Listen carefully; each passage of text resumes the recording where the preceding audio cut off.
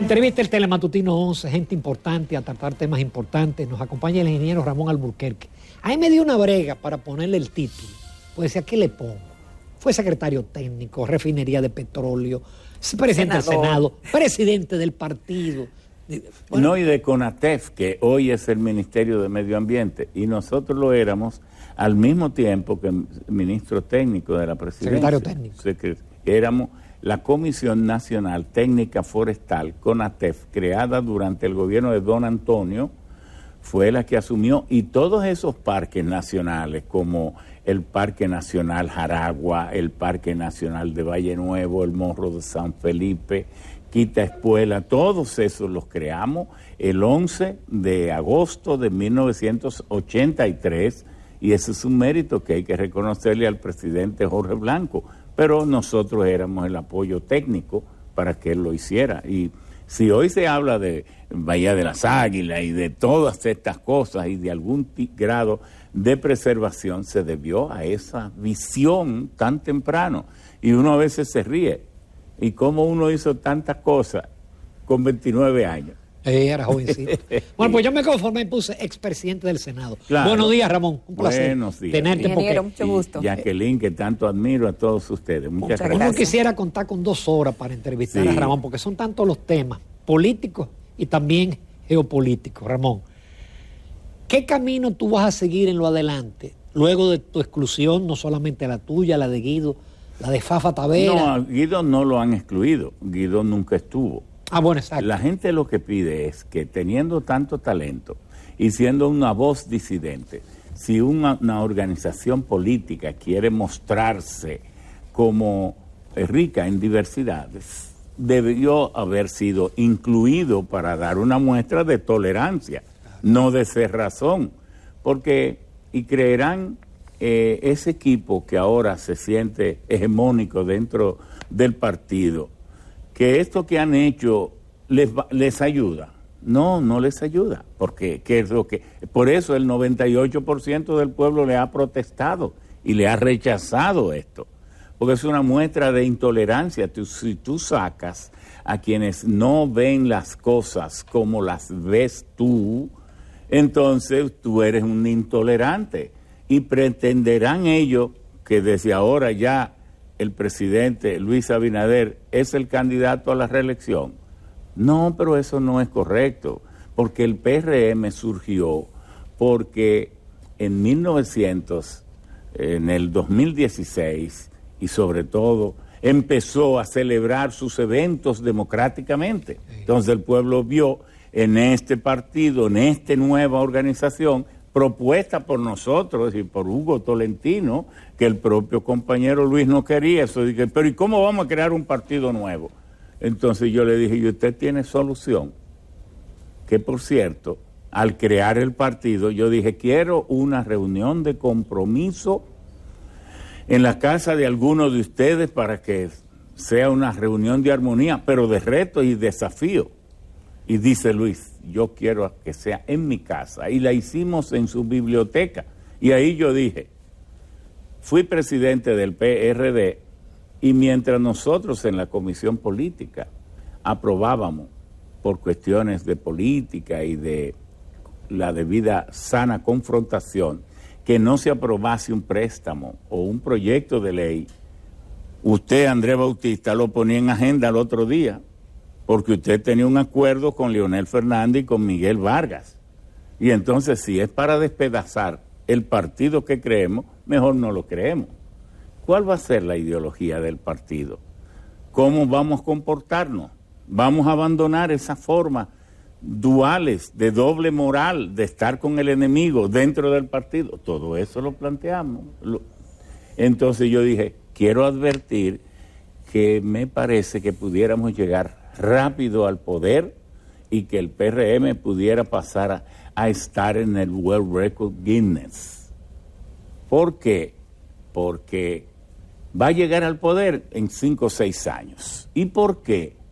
Porque el pueblo está hastiado del PLD. Y bueno, dije tantas cosas y pienso que a mí no me gustará tanto tener un cargo, porque A mí fue que me tocó, cuando terminó el gobierno de Salvador Jorge Blanco, crear hasta un programa de televisión que se llamaba Soluciones. Sí, duró muchos años. Claro, para explicarle al pueblo qué había hecho el partido y para explicar también cómo podemos salir del subdesarrollo, porque el batir los mismos hechos políticos, los mismos chismes políticos no conduce a nada. Alguien tiene que estar hablando del desarrollo. Dije todo eso. Y yo no quiero, y yo tenía que defender, dije también, las inconductas de muchos que se hicieron millonarios, y entonces uno, creyendo en estos principios, acompañando a Peña, que estaba vivo, entonces, bueno, no creo que yo vaya a repetir lo mismo. Voy a mantenerme, si llegamos al poder, haciendo los señalamientos y las críticas en público para contribuir a que el partido no esté en el poder solo 4 años.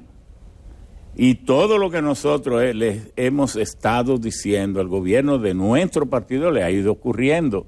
Cuando se salió con aquella reforma fiscal, nosotros dijimos, pero ¿y después de una pandemia, reforma fiscal? Porque el problema fiscal de República Dominicana es fácil de entender, que en América Latina la media de presión fiscal es 26 y aquí es 13.5. ¿Por qué? Porque solo paga impuestos la clase media y los trabajadores. Los ricos no pagan impuestos. Y al mismo presidente se le evidenció que el 70% de su riqueza la tienen offshores para evadir impuestos y no pagarlo. Hoy usted se atreve a presentar una reforma fiscal si usted mismo no paga o quiere pagar menos. Entonces, todas esas cosas yo las hago para que la política dominicana y los políticos dominicanos sepan que esa mentalidad de oligarquía que acaba con todo, abusadora, que se le impone a un pobre pueblo como si viviéramos en tiempos semifeudales, tiene que acabar. Le dijimos también, el sector eléctrico no puede perder un minuto. ¿Por qué? Porque el sector eléctrico tiene una resonancia exponencial. Usted pierde 1 hora y eso se convierte en una pérdida de 1 mes, de 1 año, de 6 meses. ¿Por qué? Porque el proyecto eléctrico, si es hidroeléctrico, desde que usted lo piensa hasta que tiene el primer kilovatio en las redes, pasan 9 años. Si es a carbón, pasan 5 años. Si es a gas natural, pasan 3 o 3 y medio. Y si es de las renovables, eólica, solar o de este tipo, le lleva 2 años cuando mínimo. Entonces usted no puede perder el tiempo. Y dije, esto de las facturas eléctricas, presidente, usted tiene que pararlo. Y todavía el problema está ahí y no se ha hecho nada, porque pararon el aumento tarifario. Pero es que lo que han hecho es duplicar y triplicarle a la gente la factura. Pero no ha regresado como estaba la factura. No, tampoco. No lo han vuelto atrás. Y entonces ese decomiso, porque eso es un decomiso, esa incautación del pobre ingreso de la clase media y de los pobres, eso no lo han revertido y se han quedado como suecos, la superintendencia de electricidad. Entonces, todas esas cosas, aquí tiene que haber una voz que conozca los problemas, que los estudie, que los profundice y entonces que defienda con propiedad la población y los de abajo, el decirle al gobierno del partido que se cometió un error, y se lo dije cuando ocurrió. Macarrulla no es el hombre para dirigir la política pública, aunque sea el ministro de la presidencia. ¿Por qué? El primer error elemental que él salió y cometió fue decirle a los PRMistas que no tenían currículum y que los PLDistas, por haber tenido tanto tiempo en el poder, que estaban ya en la carrera administrativa mediante la ley del 2008, bueno, que eso eran los que sabían gobernar. Y yo dije, pero es que para usted querer un empleo, solo necesita estar vivo, porque con un currículum florido o simple, sin currículum, sabiendo leer o no sabiendo, usted necesita un empleo. ¿Por qué? Porque la misma Constitución lo dice en su artículo 62. ¿Qué dice la Constitución? El empleo es un derecho. una obligación, y es la función social que ejercida responsablemente garantiza la prosperidad colectiva. Entonces en la sociedad hay mucha gente muy sencilla, criaturas de Dios, que no dan para ellos mismos ser responsables de su empleo. ¿Quién es el responsable de que cada persona tenga un empleo en la sociedad? El gobierno, a través de su propia nómina, pero como no se puede abusar ni recargar, estimulando empresas privadas, pero sobre todo la gran lección de estos tiempos, que es China y el lejano oriente, que el motor del desarrollo es el gobierno. Entonces el gobierno tiene que crear empresas. ¿Cuánto tiempo hace que que los gobiernos dominicanos no crean una empresa? Porque acaso eso que hizo Trujillo, que lo hizo a título personal, pero también a nombre del Estado, de crear empresas, de eso no fue que vivimos muchísimo tiempo.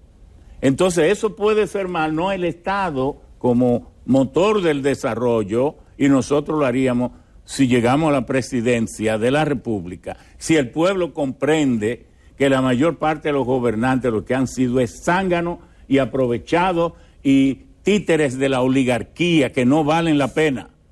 Y aquí tiene que haber un presidente que se duela de la gente, que lleve el país a la prosperidad y que tenga conocimiento. Es que eso es así. Ingeniero, vamos a hacer una breve pausa porque hay otros temas de interés que tratar con usted, ya con el tema político. Claro. Volvemos en pocos minutos con el ingeniero Ramón Alburquerque. Continuamos esta mañana conversando en Telematutino 11 con el ingeniero Ramón Alburquerque, expresidente del Senado. Ingeniero, muchas preguntas, pero yo tengo dos en una. Lo primero es que usted ha dejado claro que el tema de lograr una posición no era de los objetivos como político, porque se entendió en un momento que el disgusto suyo vino porque se le ofreció una posición y a que a usted no le gustó. Quiero preguntarle si usted tiene una ruptura con el gobierno, más no así con el partido. Y otra pregunta que le tengo es que yo recuerdo que en una oportunidad fui a entrevistarlo a su hogar y usted me presentó en su casa para un programa de televisión a quien es hoy el ministro administrativo de la presidencia, a José Ignacio Paliza. Y usted dijo, mi pupilo está aprendiendo conmigo porque él quiere ser político. Y resulta que hoy es ministro administrativo y presidente del partido, de ese partido que lo quita a usted de una comisión política, de una dirección importante, de una posición, y que ha tomado todas esas medidas que usted no está de acuerdo. Primero, ¿cómo se siente con el pupilo como político? Y lo segundo, si hubo una ruptura con el gobierno, más no así con el partido. No, con el gobierno nosotros, al hacerles todas estas recomendaciones, yo soy su mejor aliado. Porque para que venga a darse cuenta, 3 meses antes de las elecciones del 24, que ya no es opción porque perdió la popularidad, es mejor que ahora corrijan. Por eso el mejor aliado que tiene el presidente Luis y que tiene el gobierno somos nosotros, soy yo. Ahora, mucha gente le gusta la adulonería, las mentes tristes y débiles le gusta la lisonja, pero otros, ¿verdad?, le gusta la resiedumbre. ¿Para qué? Para poder cambiar y cambiar rápido. Bien, entonces, sobre José Ignacio, no. ¿Cuál es la relación no con es José él, Ignacio? no es él, pero que eso es intrascendente, esas son cosas personales. Pero que no es él el único, porque el propio presidente, fui yo que lo nombré, él tiene en su publicado, en su historia, currículum, hoja de vida, tiene que él ganó una convención, la vicepresidencia, él nunca ganó convención, fui yo que lo nombré, yo lo llamé y le dije, mira, tú eres Luis, sí, tú eres hijo de don Rafael Abinader, sí. Digo, bueno, yo tengo la opción de nombrar y quiero que la familia Abinader sepa que nosotros le tenemos aprecio, tú vas a ser entonces vicepresidente. No puede poner eso como que ganó en una convención porque no es verdad. Entonces, pero también lo promoví en muchísimas otras cuestiones.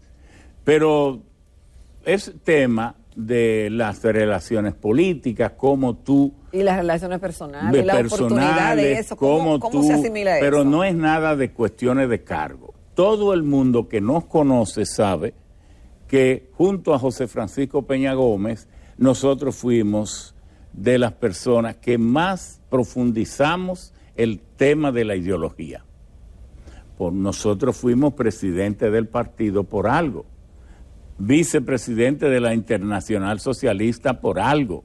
¿Senador en cuántos periodos? 4 periodos. ¿Y presidente del Senado cuántos años? Tres veces y 16 años senador. Entonces, por algo nosotros no pudiéramos enmarcar nuestras aspiraciones en la mezquindad de un cargo. No, eso es intrascendente porque tenemos y sabemos cómo ganarnos la vida y no depender de la política. Y esa es la gran diferencia con nosotros, que no andamos buscando un chance para delinquir con esos perfumes finos que hace la oligarquía. Más de la mitad de los funcionarios del gobierno son representantes de la oligarquía, y no es verdad que un gobierno va a asegurarse en el poder ni va a asegurar la reelección porque tenga toda la oligarquía enquistada en los ministerios o nombrada en fideicomiso, porque el fideicomiso es la nueva forma para la oligarquía apoderarse, quedarse con los bienes públicos. Entonces, los fideicomisos fueron rechazados por López Obrador. En México habían casi 200. Incluso en la reforma que se hizo en Gran Bretaña, se rechazaron los fideicomisos. ¿Por qué en un pueblo que se supone de que ignorante vienen a traerle esto para adueñarse de? Porque ¿qué era lo que se iba a hacer con Punta Catalina? Que se lo demostramos. Y esto mismo del fideicomiso de Pedernales, también eso hay que rechazarlo. El pueblo tiene que decirle que no, queremos funcionarios dirigiendo los bienes del Estado. ¿Para qué? Para poder meterlos presos y quitarle el dinero en los tribunales cuando se limpia la justicia. Pero miren, hay tantos temas en este mundo, hay una geopolítica tan cargada. Este es un mundo casi en explosión. Si casi ustedes en explosión. Sí, claro. Yo quiero que tú, junto con eso, Ramón, te conectes con la alarma que hay con el tema del gas natural y la situación energética del país. Mira, me lo englobe todo. El mundo ha visto que la temperatura de la atmósfera, que debería ser 14 grados, la atmósfera no tiene por qué calentarse, porque la atmósfera de la Tierra debe ser neutra, porque la NASA ha determinado que la constante solar, la cantidad de energía del Sol que recibe la Tierra en su atmósfera exterior, y le llaman constante solar, es 1368 watts por metro cuadrado por segundo. 1368. Esa misma cantidad de electricidad, de energía, debe devolver la Tierra al espacio. De luego, la recepción de la energía, la Tierra la hace en onda corta, pero cuando la devuelve en onda larga. Bien, ¿por qué aumenta la atmósfera? Hay fenómenos naturales que pueden conducir al cambio térmico atmosférico, pero lo principal ahora es que estamos inyectando 100 millones de barriles de petróleo que lo quemamos cada día. Y cuando usted quema... 100 millones diarios. Claro, 100 millones de barriles. Casi 4.000 millones de toneladas, porque 7.1 barril hacen 1 tonelada. Pero estamos quemando también una cantidad superior en carbón. Solo China quema el 52% de todo el carbón, 3.970 millones de toneladas cada año. Ya este es cada año.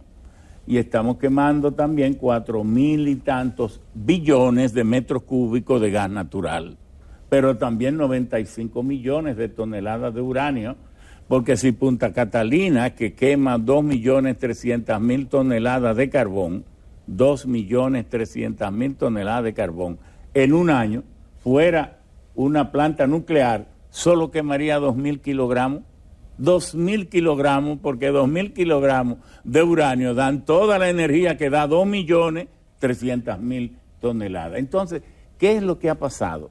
salimos huyendo. El mundo ha hecho conciencia y gracias que en las reuniones de la ONU, del IPCC, el IPCC es el panel internacional sobre el cambio climático, que en inglés se llama The International Panel on Climate Change, pero también las COP21, 26, 27, el acuerdo de los llamados acuerdos de París, pero viene desde Kioto, bueno, desde Copenhague.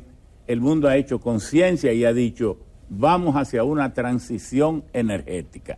¿Qué es la transición energética? Vamos a ir abandonando los combustibles fósiles que generan gases de efecto invernadero y para el 2030 debemos reducir en un 30% esas emisiones. ¿Hay con qué? Y hay fórmulas. Claro, y para el 2050 vamos a eliminar la huella de carbono. Bien, entonces hemos salido huyéndole al carbón y a los derivados del petróleo y nos hemos refugiado en el gas natural. Pero ¿qué pasa? Que el mismo gas natural, aquí mismo en República Dominicana lo hemos hecho. Hace 20 años el petróleo, los derivados del petróleo eran el 84, 85% para la generación de electricidad. ¿Cuál es ahora la matriz? El 40% es de gas natural, el 32% es de carbón, ya ahí tenemos 74%, el 13% es de derivados del petróleo.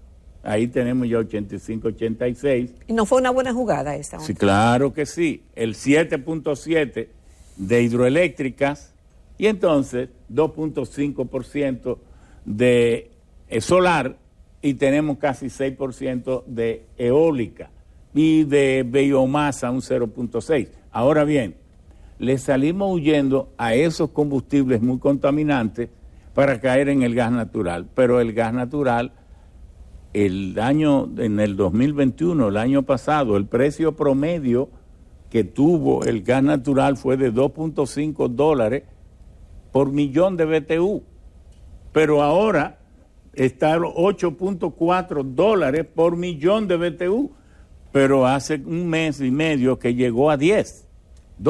Es decir, le salimos huyendo a aquello porque el gas era menos contaminantes, más limpio, no es que no contamine, porque hay que saber que cuando tú quemas una tonelada de carbón, tú generas 2.5 toneladas de CO2, solo de CO2, pero los gases de efecto invernadero son 22.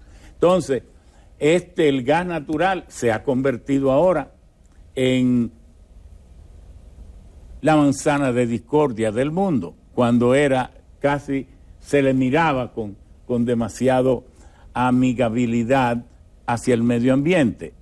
Y el tema es que Rusia, ¿dónde estaban los grandes estrategas de Estados Unidos y de Europa que llevaron este conflicto al extremo con Rusia? Porque lo cierto es que Rusia, callada, estaría riéndose. Pero esta gente no sabe que nosotros, Rusia, produce el 18% del gas natural total que produce el mundo.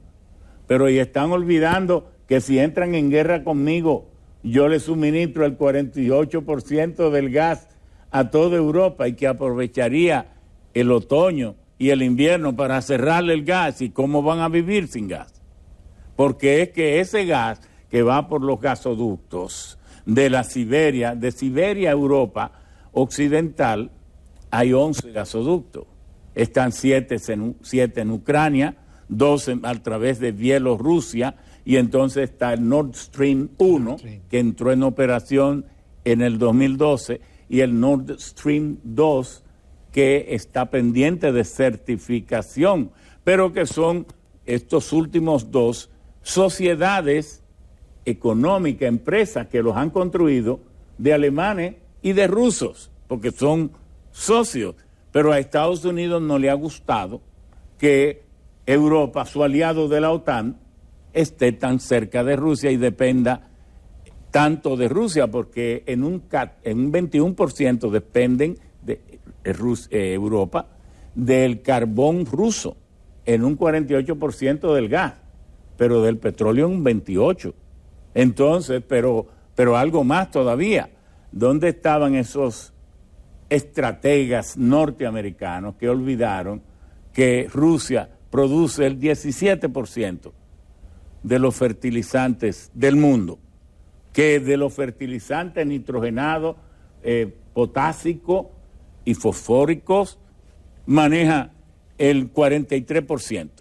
Entonces, esta crisis en que está el mundo hoy, ya la perdió el mundo entero, porque esta inflación, si no baja pronto, va a cambiar la mitad de los gobiernos, porque los pueblos, buscando nueva esperanza, van a investir contra quien le gobierna, y aunque no sea culpable, tú no eres culpable, pero te cambio por otro porque a ti no te resisto.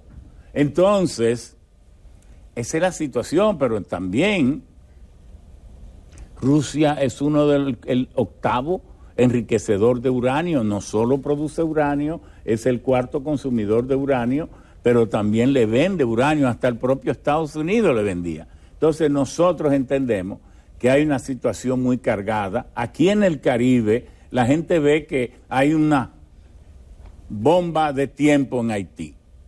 Hoy la bomba de tiempo que es Cuba. Cuba ahora... ¿Por qué, ingeniero? O porque los cubanos solo están recibiendo el 38% de la electricidad. Cuba está apagada. No solo porque esta planta o parque matriz que ellos tenían en Matanzas explotó. No, es que el bloqueo le impide conseguir todavía muchos repuestos porque le tienen bloqueado las transferencias SWIFT a través del sistema bancario. Pero los medicamentos que Cuba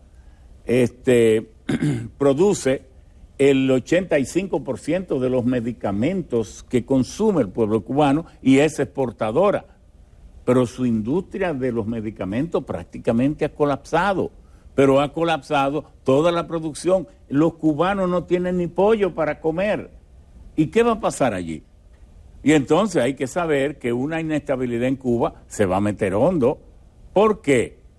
Porque ese bloqueo que le tiene Estados Unidos es la acción aviesa de los cubanos que residen en Estados Unidos, pero tienen 406 reclamos o embargos contra Cuba. ¿Por qué? Porque Cuba expulsó el 10% de su población, pero ahí estaba el 95% de lo que controlaban la riqueza, todos los bienes, todas las propiedades, todos los ingenios, todos los muelles, los aeropuertos, los bancos, las propiedades inmobiliarias. Y esa gente lo que están reclamando es un derrocamiento del sistema político cubano para ellos ir a reclamar lo suyo. Pero eso ya es de los cubanos. Tienen 60 años y usted sabe la revolución que va a haber ahí, sobre la revolución. Sí, pero ¿y Haití? Pero Haití está peor y lo tenemos encima. Pero el problema es que ahora vemos la gravedad de Haití, pero los culpables, los haitianos no son culpables de nada aquí. Somos nosotros los culpables. Porque cada haitiano que haya por aquí en la 27, a lo mejor son $1,000,000 que tiene, 10,000 pesos que tiene algún general de esos que han custodiado la frontera y le dan orden a los guardias que cojan para ellos y cojan para ellos los otros también, cojan para el teniente, para el capitán, cojan para el coronel, cojan para los generales y cojan para los políticos. Entonces, por eso que nosotros proponemos el pacto de la dominicanidad. ¿Para qué? Para que el presidente, como líder de la nación, convoque a todos los constructores. ¿Qué va a hacer República Dominicana con la mano de obra de su industria de la construcción? ¿Va a seguir 95% haitiana? Que convoque a los sectores agropecuarios. ¿Hay seguridad alimentaria en República Dominicana? Sí, pero en manos de los haitianos. Porque ¿y el arroz? ¿Qué dominicano siembra arroz? Los dueños de la tierra, pero la mano de obra es todo haitiana. Ingeniero, qué pena que el tiempo se nos agotó. Ay, pero qué pena. usted va a tener que volver más pronto, porque esos son temas que usted está tratando que son de mucha importancia. Esos son los problemas del país junto al desempleo, junto a un momento que estamos de oro en que la medicina puede hacerse de gratis para toda la población. Ese tema de la educación da vergüenza. Hoy como que a los 2 años que nos vamos a venir a dar cuenta que habían 700 y tantas escuelas paralizadas, y todos esos escándalos que hoy son tan dolorosos. Hoy, ¿por qué eso no se evidenció en los 3 primeros meses? Ingeniero, muchísimas gracias. Nos vamos a comerciales, yo creo que nosotros nos retornamos, ¿no? Nos despedimos de aquí.